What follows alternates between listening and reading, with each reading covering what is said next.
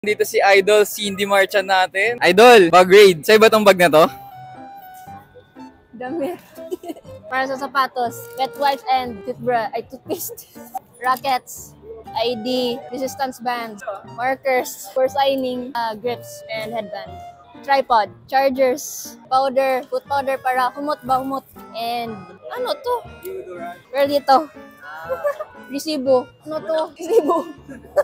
Perfume, skipping rope, glasses. Yan lang. Kaya na. Ito yung partner ni Cindy Marchan, si Dabang.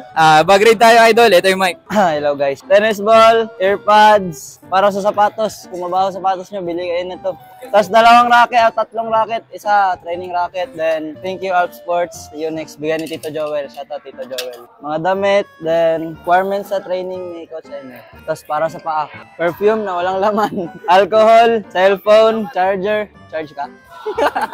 Then toothbrush, tawas. Wala na po. Thank you.